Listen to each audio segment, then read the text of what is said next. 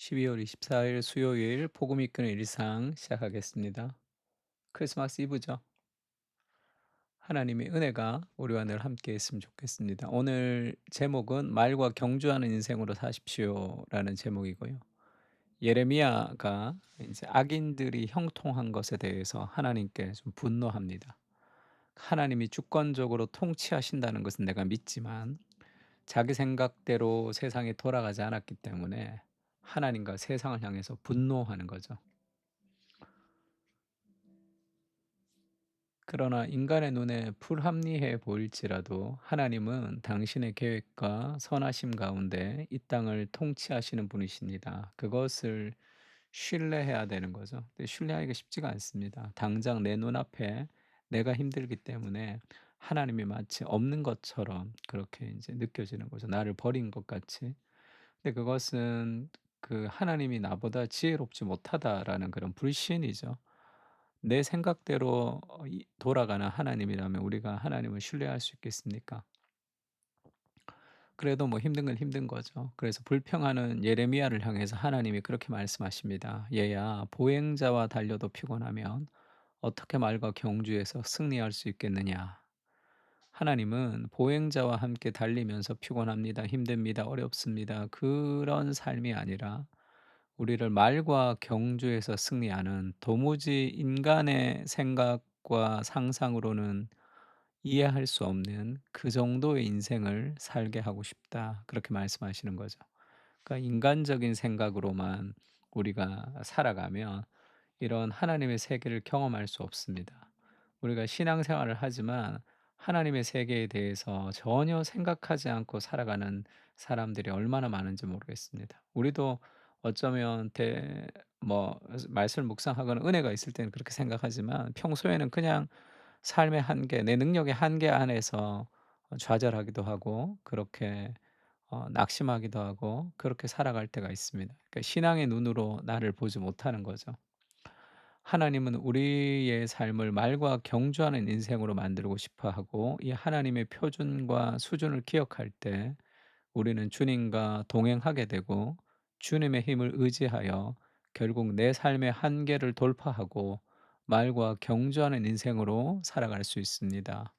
그러니까 릭 워렌의 책을 보면 그런 게 있습니다. 우리가 이제 100 명이 있었는데 한 사람이 한 사람씩 전도합시다.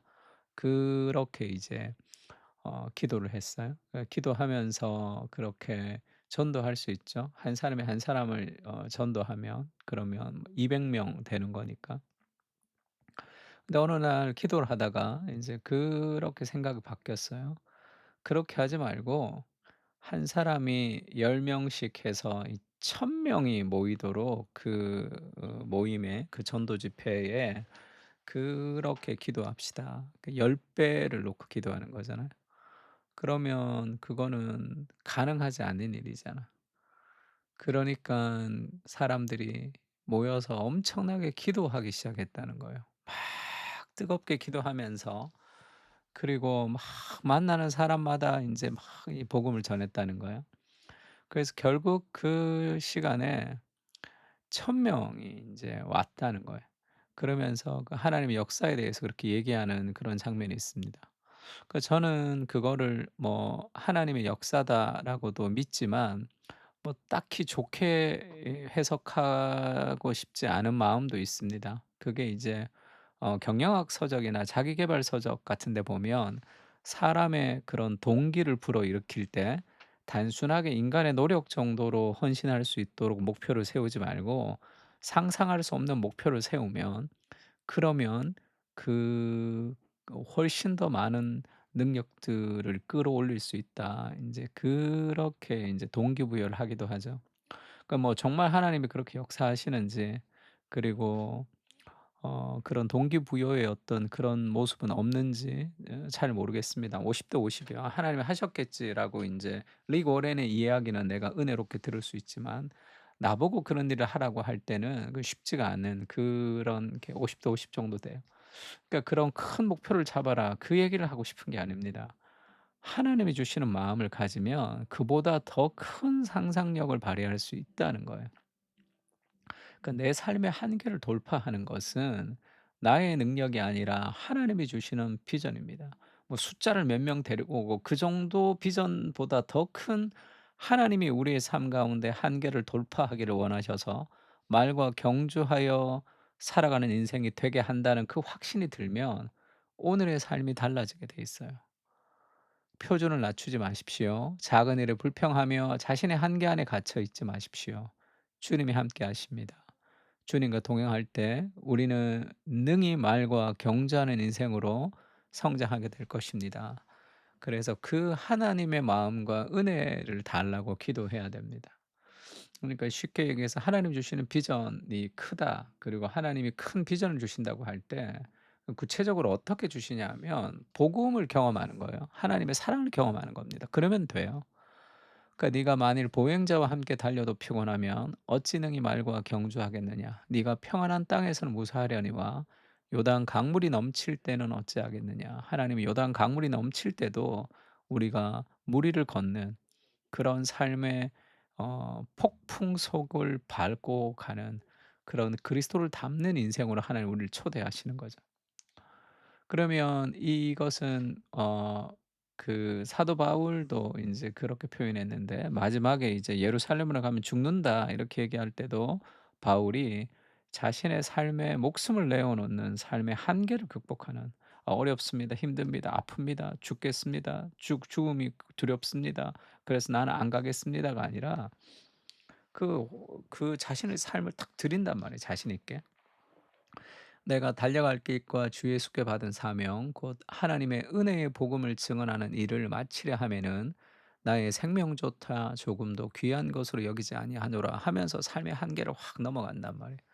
어떻게 이런 놀라운 삶과 담대한 비전을 가질 수 있느냐? 간단하죠. 하나님의 은혜가 너무 큰 거죠. 내가 너무 많은 사랑을 받았습니다. 갖고 싶은 거예요, 그 사랑을. 그게 헌신입니다. 그래서 우리가 하나님의 헌신을 해 달라고 열심히 기도할 필요가 없죠. 하나님의 사랑을 깊이 경험하면 인생은 드리고 싶잖아요. 사랑하면 주고 싶단 말이에요.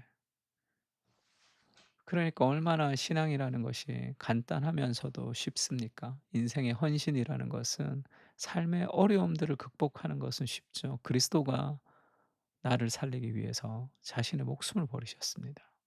그걸 좀 깊이 생각하면 내가 드리는 이 정도의 헌신이 이게 아무것도 아니라는 거 알아요. 그러니까 뭐 해 놓고 힘들다. 뭐 해 놓고 힘들다. 조금만 사역해 놓고 뭐 이렇게 힘들다 하는 그 삶의 한계를 넘어서는 거죠. 그러니까 목회가 뭐 힘들다. 뭐 뭐가 그렇게 힘들어요.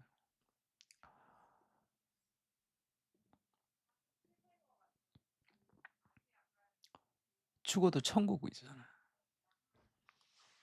그리고 하나님이 나와 함께 하시는 그 은혜를 붙들 때 그리스도가 나를 위해서 하신 그 은혜를 붙들면 내가 그리스도를 위해서 하는 그 헌신이라는 것은 사실 아무것도 아니죠. 그리스도가 나를 위해서 하신 일에 비하면. 그래서 인생의 모든 헌신은 사랑에 있습니다.